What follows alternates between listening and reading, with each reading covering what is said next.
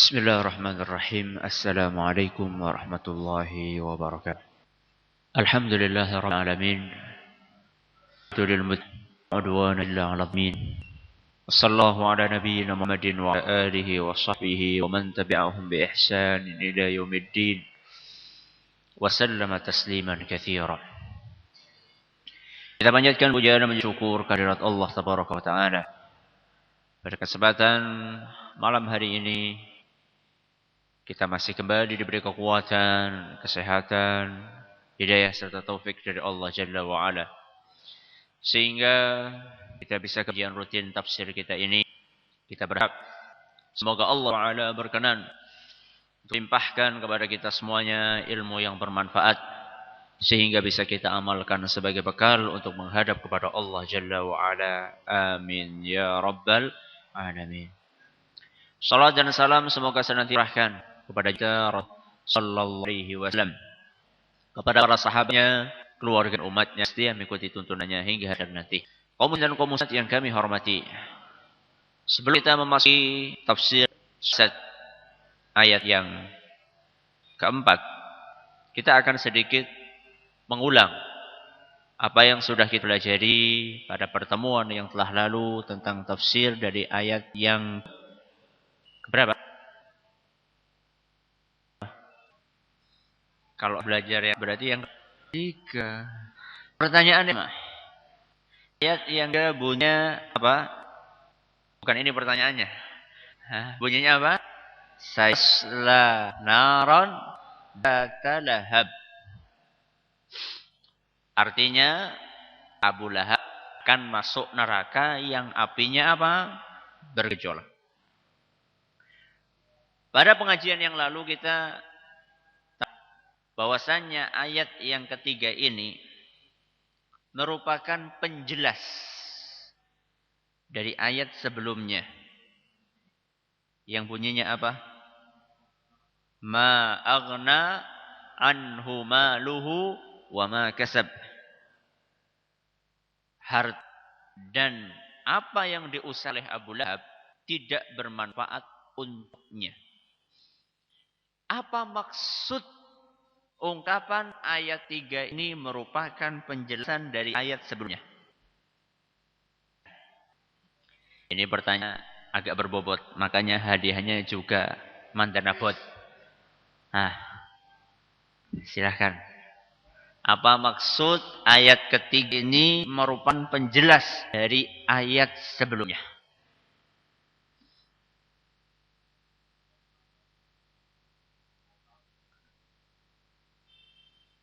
Tidak ada yang berani mencoba?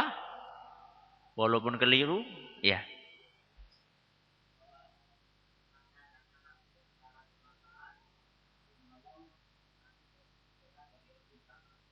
Bagus sekali. Ayat ini bercerita bahwasanya Abu Lahab akan masuk ke neraka. Ayat sebelumnya menjelaskan bahwasanya harta dan anaknya Abu Lahab tidak bermanfaat untuk Abu Lahab. Tidak bermanfaat untuk apa? Tidak bermanfaat untuk menyelamatkan Abu Lahab dari apa? Siksa api neraka. Monggo.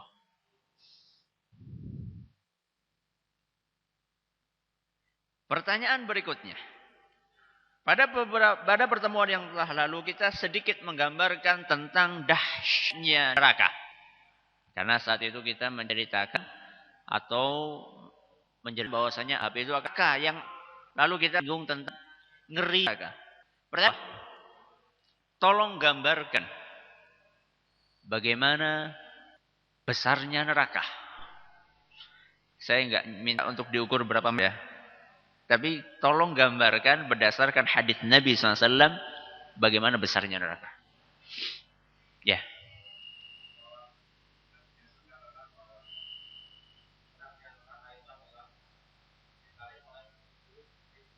Ya.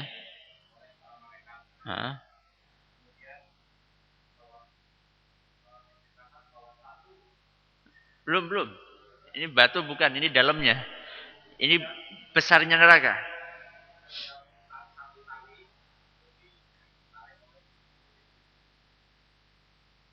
Apa? Malaikat apa manusia? Malaikat. Bagus. Apa? Pada hari kiamat nanti neraka akan didatangkan. Diseret dengan berapa tali? 70.000 tali. Untuk nyeret apa? Nyeret neraka butuh berapa tali? 70.000 tali. Setiap tali dipegang oleh berapa?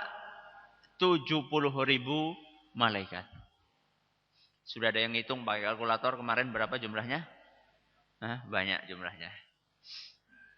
Ini pertanyaan mudah apa pertanyaan susah ini? Sulit. Wah, ya iyalah. Monggo, silakan. Pertanyaan yang terakhir. Tolong gambarkan bagaimana dalamnya neraka dan panasnya api neraka. Tolong gambarkan, ya.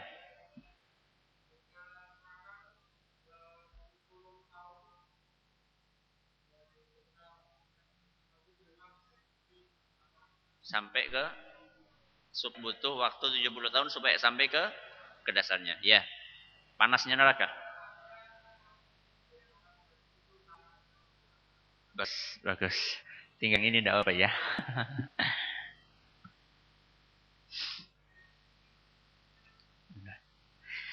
Sekarang kita masuki ayat yang keberapa? 4. Allah.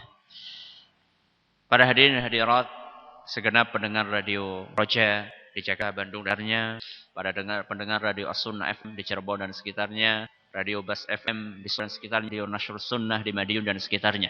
Kita akan memasuki ayat yang keempat yang berbunyi apa?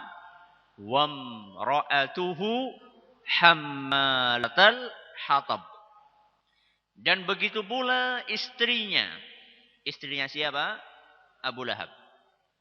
Hammalatal hatab. Istrinya begitu pula dia membawa kayu bakar. Membawa apa? Kayu bakar. Di dalam ini Allah Subhanahu wa taala setelah sebelumnya mencela Abu Lahab. Ayat pertama, ayat kedua, ayat ketiga. Tabbat yada Abi Lahab wa tab. Ini masih celaan Abu Lahab. Ini celaan buat Abu Lahab. Ini juga celaan buat apa? Abu Lahab. Di ayat Allah Subhanahu mencela siapa? Istrinya. Kenapa kok istrinya ikut dicela? Apakah karena dia itu istrinya Abu Lahab? Sehingga ikut nama seret ketika suaminya kasus korupsi, istrinya ikut apa? Masuk ke bui, apakah seperti itu? Apakah setiap istrinya orang kafir akan belum tentu.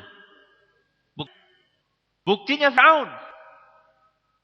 Pionir kekufuran. Dedengkotnya orang kafir. Istrinya apa? Mukminah. Siapa namanya? Aisyah. Asah. Istrinya siapa? Asih. Kalau istrinya siapa? Beda kan ya? Kalau istrinya Rasul namanya Aisyah. Kalau istrinya Fir'aun namanya Asah. Ya. Namanya A. Kalau Aisyah itu pakai ain, istrinya Rasul. Kalau Asiyah pakai itu istri siapa? Istrinya Fir'aun. Asiyah. Dia dipuji oleh Allah Subhanahu wa taala dalam Al-Qur'an. Padahal dia adalah siapa? Fir'aun. Istrinya Abu Lahab dicela. Karena apa? Apakah karena Abu Lahab? Tidak. Karena istrinya Abu Lahab bersekutu dengan siapa? Dengan suaminya. Dan mendukung 100% apa yang dilakukan oleh siapa? Suaminya. Membantu dalam apa? Membantu dalam kekufuran. Membantu dalam musuhan kepada Nabi sallallahu alaihi wasallam. Makanya wajar seandainya istri Abu Lahab dicela Allah Jalla wa Ala dalam ayat ini. Wamra'atuhu hammalatal hatab. Wamra'atuhu. Wamra'atuhu. Apa artinya? Wamra'atuhu. Artinya apa? Istrinya. Imro'ah. Artinya apa imro'ah? Hah? Perempuan. Imro'ahnya apa? Perempuan. Berarti setelak. Arti ayat ini apa? Dan perempuannya apa? Firaun. Perempuannya Abu Lahab. Loh, perempuan kok ditafsirkan apa? Istri. Kata perempuan di dalam Al-Quran itu sering digunakan dengan makna istri. Di antaranya ayat ini. Masih ada ayat yang lainnya. Di antaranya adalah surat Hud ayat 71. Dalam surat Hud ayat 71 Allah Subhanahu wa ta'ala cerita tentang istri Nabi Ibrahim alaihi salam. Siapa? Ada dua. Ibunya Ishak. Ibunya Nabi Ishak siapa? Sarah. Di dalam surat Hud 71 Allah SWT dan menyebutkan bahwasannya Hajar adalah ibahnya Ibrahim. Bukan tuannya, tapi apa? Istrinya. Dalam surat Al-A'raf ayat 83 Allah Subhanahu wa taala menceritakan istrinya Nabi Lut. Itu juga disebutkan imra'ah. Yang secara literal artinya perempuan, tapi maksudnya di itu adalah apa? Istri. Juga Yusuf ayat 30. Allah Subhanahu wa taala bercerita tentang istrinya Al-Aziz. Al-Aziz, istrinya siapa? Yang menggoda siapa? Nabi Yusuf. Kan di situ Tul Aziz, perempuannya Aziz. Yang dimana istri. Jadi wam artinya ada dan istrinya. Istri siapa? Abu Lahab. Siapa nama istrinya Abu Lahab? Siapa? Namanya adalah Arwa. Namanya siapa? Arwa. Ada perbedaan pendapat ulama siapa nama istrinya. Ini salah satu nama yang disebutkan adalah namanya siapa? Arwa. Kunyahnya apa? Julukannya apa? Ummu Jamil. Ummu apa? Ummu Jamil. Apa artinya Jamil? Cakep. Ummu Jamil. Nah, ibunya orang yang cakep. Nah, emang orangnya nggak pernah lihat. Nah, Ummu Jamil Arwa. Binti siapa? Binti Harb. Binti Harb. Ini adalah saudarinya Abu Sufyan. Jadi istrinya Abu Lahab itu saudarinya siapa? Abu Sufyan. Berarti ini bangsawan atau bukan? Bangsawan. Tapi bukan berarti bangsawan itu mesti apa? Mesti apik. Makanya kalau istri jangan cuma yang berdarah apa? Bukan hanya yang ningrat. Karena orang ningrat itu tidak jaminan dia itu apa? Solehah. Tidak jaminan. Kecuali kalau ningrat solehah. Wah itu Masya Allah itu bibit, bebet sama apa? Bobot. Nah, tapi kan yang seperti itu. Jadi jangan semua sini. Aku pengen ningrat, ayu, solehah. Engkau oleh-oleh. Karena sudah habis. Ya. Jadi jangan sampai target kita harus yang ningrat. Lihat apa? Ya. Ini. Yang di sini. Di dalam ini Allah Subhanahu wa taala berfirman, "Wa mar'atu malatal hatab." Apa artinya malatal hatab? Pembawa kayu bakar. Emang istrinya Abu Lahab ini bakul apa ya? Hah? Tukang jual kayu bakar. Apa maksudnya di sini? Hah? Penyebar fitnah. Pokoknya kayu bakar sama fitnah. Penyala. Bagus. Maknanya apa? Apa? Provokator. Ya sama kayak penyebar fitnah. Nah, provokator sama kayak penyebar fitnah. Ada yang lain? Para ulama nambahi geni. Geni gong apa? Di neraka. Buat siapa? Buat Abu Lahab. Ini salah satu penafsiran. Banyak ahli tafsir ternyata di Masjid Agung. ulama tafsir berbeda pendapat. Para ulama tafsir berbeda pendapat.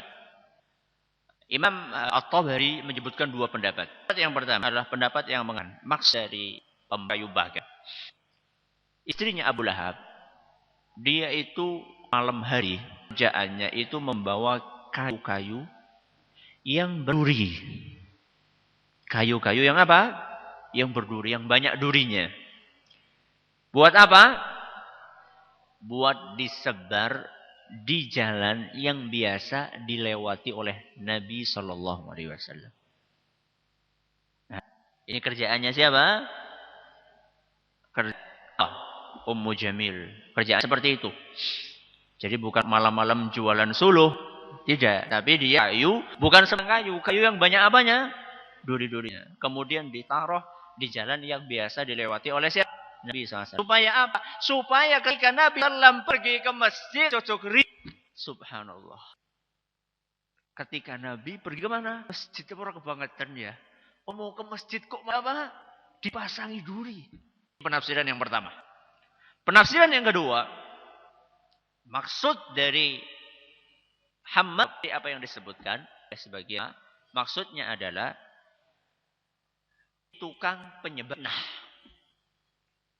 istrinya Abu Lahab ini tukang penyebar apa? Fitnah, provokator.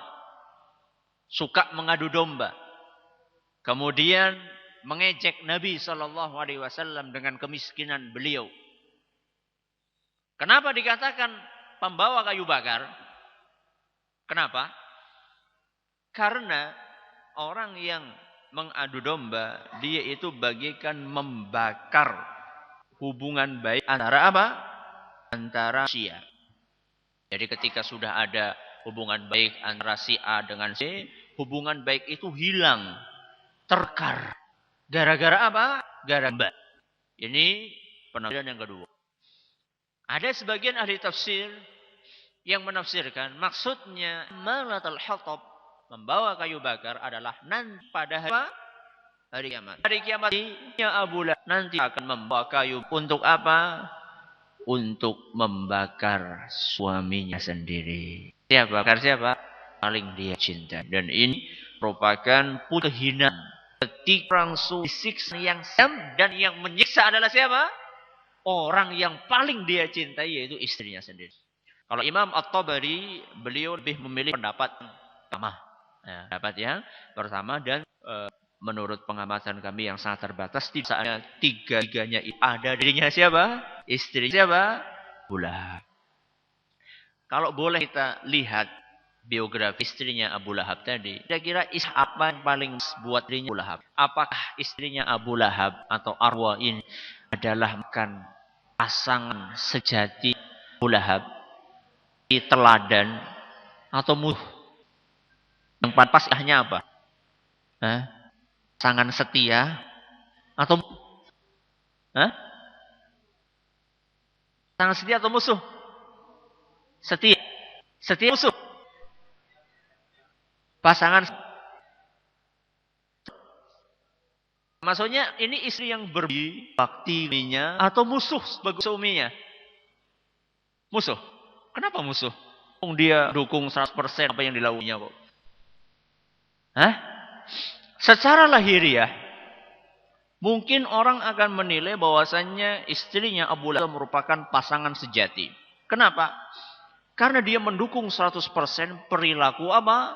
Suaminya. Sendiko dawuh. Setiap apa yang dilakukan oleh suaminya, dia mengekor di belakangnya. Mendukung 100% apa yang dilakukan oleh suaminya. Secara lahiriah, mungkin orang akan menilai, wah ini betul-betul istri yang sangat setia. Dengan siapa? Suaminya.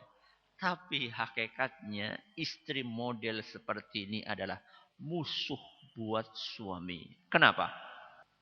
Karena dukungan tersebut diberi atas perilaku Abu Lahab yang tercela terpuji. Yang tercela.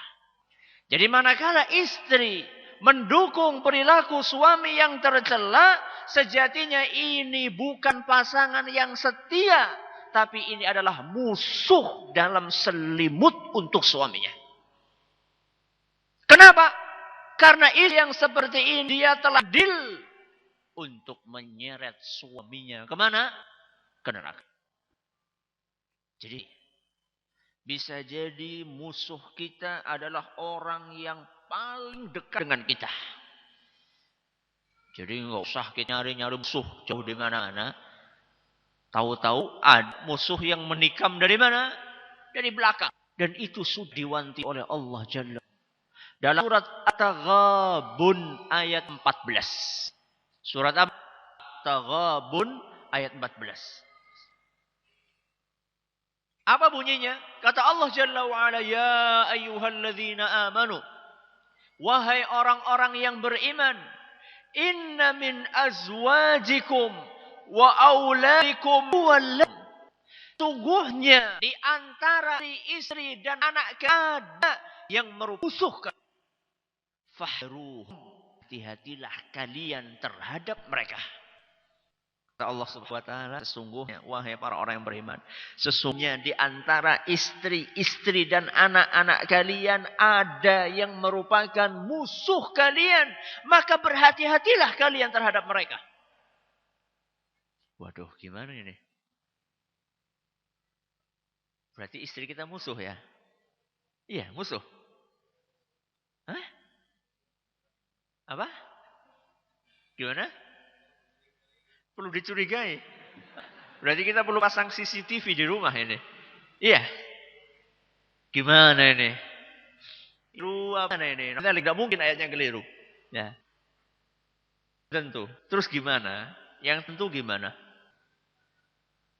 Apakah ayat ini mengatakan bahwasanya istri kita itu semuanya musuh? Ayat ini in min azwajikum wa auladikum. Sesungguhnya di antara. Artinya apa? Artinya tidak semuanya. Ada di antara istri-istri kita kaum muslimin itu yang musuh, tapi ada juga yang apa? Yang setia. Nah, tidak tahu istri kita mana ini? Yang panjenengan yang lebih tahu. Tapi sebelum menilai, nanti dulu. Jangan pulang dulu ya. Nanti pulang-pulang belum belajar sampai akhir, nanti langsung memvonis istri musuh ya. Nanti dulu ya. Istri yang termasuk musuh suami, kata Imam At-Tabari, adalah mereka yang menghalangi kita dari jalan Allah. Istri yang menghalangi kita dari apa? Jalan Allah. Atau yang lemahkan semangat kita untuk bukan ketaatan kepada Allah Jalla wa'ala. Ya, istri yang dikategorikan apa? Musuh. Diingatkan oleh Allah Subhanahu wa taala dalam ayat ini. Kenapa? Karena secara tabiat yang namanya manusia pas mencintai istri dan anak. Makanya Allah Subhanahu wa taala mengingatkan dalam ayat ini, jangan sampai keadaan kalian anak dan istri kemudian menyeret kalian untuk mentaati mereka dalam hal-hal yang tidak sesuai dengan agama. Kadang-kadang karena kalah dengan kepada siapa? Kepada anak istri. Setiap permintaan anak istri dia apa? Dikabulkan. Saking apanya? Saking sayangnya. Dan ini diingatkan oleh Allah Subhanahu wa taala. Jangan sampai rasa sayang, kecintaan kalian kepada anak istri kemudian berbuntut kalian itu mengikuti setiap apa yang diminta oleh anak dan istri. Seandainya orang suami ingin berzakat. Ingin apa? Berzakat. Kemudian istrinya datang, ngelihat suaminya lagi megang kalkulator, ngitung 2,5% dari misalnya hartanya 1 miliarnya. Persen berarti 25 juta. 2,5 juta atau 25 juta? 25 juta. Akeh muk ya. Nah, pertama nyantai-nyantai saja. Suaminya apa? Megang kalkulator, sedang hitung hartanya. Tahu-tahu begitu melihat angka yang ada dalam kalkulator. Hah? 20 juta. Suami istrinya mulai, Mas, kulkase wis suwe Mas. Tuku sing anyar kulkase Mas lah.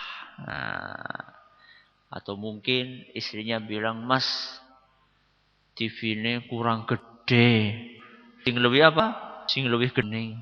Mas, anak kita ini PS1. Sekarang sudah apa? 3. Belikanlah Mas PS3. Nah, kalau suami yang itu mau bayar zakat dengan membawa sebuah sasan indalah musuh Anda. Ya, hati-hati. Nah, hati-hati. Ketika lagi ngitung zakat kok datang. Datang bukan memotivasi. Untuk apa? Untuk melemahkan semangat. Jika ini pangan sejati Anda, tapi ini adalah mudah. Kalau misalnya dengan pagi-pagi subuh membangunkan anak, le, tangil, ayo buan. Kemudian datang, Mas, melas Mas, esing. Tahu ini lama musuh. Jadi iki musuh tuh iki. Seandainya panjang ingin dengan prinsip setelah ngaji sudah tahu prinsip sudah berat memperapkannya, kemudian sedih dan istri bahwasanya saya suami akan ini dan saya akan dengan prinsip ini, tidak akan mengikuti ritual-ritual yang sudah umum di masyarakat itu tidak sesuai dengan tuntunan Rasul. Kemudian dengan lirih dimas aja kewelah mau diomong nang tangne. Mas, jangan seperti itulah. Nanti jadi bahan obrolan oleh tetangga-tetangga kita. Ketahuilah ini adalah siapa? Musuh Anda. Terus istri yang pasangan sejati yang bagaimana Ustadz? Istri yang merupakan pasangan sejati adalah istri yang ketika azan berkumandang panjenengan masih tidur lelap. Dia akan apa? Nyiram banyu. Dia akan membangunkan panjenengan. Wis mangsane subuh. Ayo masjid Mas. Itu istri apa? Itu baru teman sejati. Istri yang merupakan teman sejati Anda adalah istri yang tidak segan untuk mengingatkan panjenengan, Mas, ini sudah 1 tahun lewat. Ayo dihitung zakat harta kita. Istri panjenengan adalah istri yang ketika Anda dijauhi oleh tetangga, karena Anda berpegang dengan prinsip akidah, prinsip sunnah, kemudian Anda dijauhi oleh tetangga, maka istri akan menghibur. Bukan hanya menghibur, bahkan dia akan memotivasi Anda untuk tetap kokoh di jalan kebenaran. Itulah istri yang betul-betul istri sejati. Dan itulah yang dicontohkan oleh ibunda kita Ummul Mukminin Khadijah radhiyallahu anha. Ketika Nabi kita Muhammad sallallahu alaihi wasallam di awal-awal dakwahnya, ketika Nabi dapatkan wahyu pertama kali, Nabi pulang dalam keadaan takut menggigil. Begitu sampai ke rumah langsung disambut oleh Khadijah, dihibur oleh Khadijah, kemudian diselim Khadijah. Ketika Nabi alaihi wasallam tentang beratnya amanah halah yang Allah wahyukan kepada Khadijah, dengan mantap beliau berkata, "Kalla wa mi Allah wahai suamiku, la yukhzillahu abadan." Wahai suamiku, tidak mungkin Allah itu akan mentelantarkan dan menghinakanmu wahai suamiku. Kenapa wahai suamiku? Itasiluhim. Engkau adalah orang yang rajin bersilaturahmi. Watul kalla, sering ringankan beban orang lain. Taksib ma'duma, memberi orang lain sesuatu mereka dapat kecuali dari dirimu. Wa taqriddai, dan engkau dan untuk menjatamu. Wa tu'i'u ala wa'ib, dan sering itu orang dalam musibah yang menimpa. Riwayat Bukhari dan Muslim. Motivasi, disupport, bukan malah dia apa? Bukan malah digembosi. Iya, gara-gara gue Pak. Terus ngaji bae Pak. Nah. Iki marah haji memuji tagung ya jadi kiye. Itu bukan tipe istri sejati. Tipe istri salah Pak lu lah ngaji. Menghalangi. Bukan malah menghalangi, ya. Tapi walaupun mungkin ternyata setelah kita mempelajari beberapa contoh tadi, mungkin boleh sedikit adalah musuh. Setelah tadi di bawah contoh ternyata kita bandingkan dengan rapot, ternyata rapotnya apa? Merah tadi ternyata saya bali nganah mangwongmu. Apakah seperti itu? Tidak. Ya, jangan salah paham. Bukan istri kita kadang musuh kita bersikap kasar dan menutupi maaf di kita. Tiada makmu. Itu. Dan itu sudah diingat Allah Subhanahu wa taala. Akhir surah ayat 14. Ketika Allah ayat menjadi ayyuhalladzina amanu inna min azwajikum wa auladikum aduwwalakum faruhum. Wahai orang-orang yang beriman, sesungguhnya di istri-istri dan anak kalian itu musuh fahdharuhum. Hati-hatilah terhadap mereka. Di awal Allah mintakan kita supaya berhati-hati dengan musuh dari anak kita. Ayat subhanahu wa ta'ala ta'fu wa innallaha rahim. Ta'fu, memaafkan di kalian. Dan kalian istri kalian ampuni. Innallahu rahim. Sungguhnya itu maha pengampun lagi penyayang. Jadi subhanallah ya. Kalau kita cermati ayat Al-Quran. Itu luar biasa. Di awal di hati. Awal persepsi. Wah ini musuh. Berarti musuh harus di apa? Harus di. Yang musuh kan seperti itu. Diperangi kan kalau usir. Supaya tidak apa? Tidak mau di belakang. Tipe manusia seperti itu. Ketika ada musuh selimutnya dia apa? Rugi kan?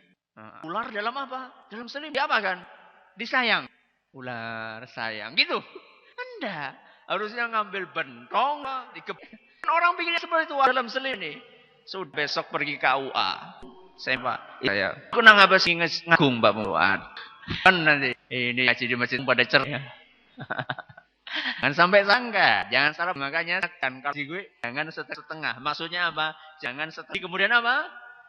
Pulang. Ya. Coba tadi seandainya bahasan tentang di anak-anak musuh. Kemudian ada yang sampai akhir itu bisa. Ya, makanya hati-hati. Hati-hati. Ini adalah peringatan dan yang bisa dari ayat berapa ini? Ayat yang 4 dari surat apa? Al-Masad. Ada pertanyaan? Silahkan.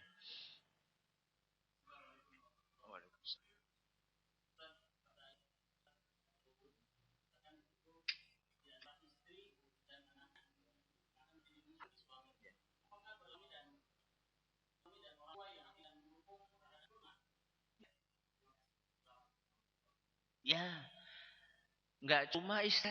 Ya, suami-suami banget kayak ini nggak pernah dimusuh. Kayaknya musuh itu cuma istri. Suami juga jadi musuh lah buat istrinya. Ya, suami yang buat musuh buatnya apa? Istrinya ke rumah, tidak kudungan, dibaca. Itu namanya apa? Musuh. Ya. Ingatkan, harus diingatkan. Ya. Sama saja. Jika suami melakukan kesalahan, ya. Apa? Begitu sebaliknya. Jika istri melakukan kesalahan, suami harus apa? Ingatkan. Sama saja. Jadi pembicaraan ini ayatnya berbicara tentang suami. Bukan kemudian suami jadi orang top. Tidak. Yang salah paham. Termasuk juga. Karena tua. Antara tidak tahu akan prinsip yang kita pegang. Kemudian orang melarang. Sampai tidak sopan pada orang. Walaupun mungkin ini dia mengejar prinsip tidak lalu. Mungkin karena ketidaknya. Sebagai anak dia bermain cantik. Untuk cantik. Bagaimana dia menerangkan prinsip pada orang tua dengan cara yang lembut, dengan cara yang elegan, bukan dengan cara murui, bukan dengan cara memaksa, tidak. Ya. Dan juga dia seorang anak harus mengiringi hal itu dengan sikap yang sopan. Dalam Al-Quran saja, seandainya orang memerintahkan anaknya untuk melakukan kekufuran, bukan melakukan bid'ah, bukan melakukan maksiat, memerintahkan apa? Kekufuran. Apa kata Allah Subhanahu wa ta'ala? Fala tuti'huma. Jangan kalian taat bapak dan ibu. Jadi kalau misalnya pak, ibu menyuruh untuk melakukan misalnya, jangan apa? Jangan taat. Sampai di setnya? Tidak. Apa? Wahidhuma dunia ma'rufah. Tapi jangan lupa wahai para anak, bermuamalahlah, apilah kalian dengan baik. Tetap harus mentua dengan apa? Tak bisa jatuh. Jika baik adab anak kepada orang tuanya, bisa jadi itu merupakan pintu hidayah buat orang tuanya. Tapi ketika anak tidak tak pada bapaknya katakan untuk maksiat, ditambah anak kontuku jangan orang gelem tuh. moh tuh sih. Taat dalam apa? Kon tuku jangan ora gelem. Tuku jangan itu boleh. Tidak mau bapak nyuruh syirik kok. Ini masalah. Wasahib dia, Pak. Gaulah dunia dengan ruang tua. Bisa ketika pangan para anak kepada orang hal yang boleh. Kemudian hari tua menjadi lulu Allah ya. Anakku ngaji. Tambah apa? Tambah manut. Ngaji. Tambah apa? Bukan malah saya jangan anak kurang menanak. Ya tuh. Orang tua yang menghanaknya itu yang sunnah sesuai yang berikidah itu tidak tahu, maka kita harus dengan benar. Silakan.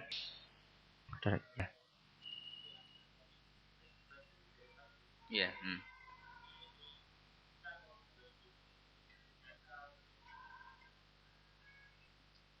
Min azurikan dia Allah Ta'ala sedang dia alladzina parang yang beriman. Orang yang beriman, tiap orang yang beriman punya apa? Istri. Makanya disikai redaksi kata jamak yang artinya adalah lebih dari apa? Satu. Atau bisa jadi ketika istri apa? Lebih dari satu. Di antara istri yang ini, kalau yang istri berapa? Ada yang apa? Musuh. Itu maksud dari ayat tadi. Yang lain silahkan. Masih ada 2 menit.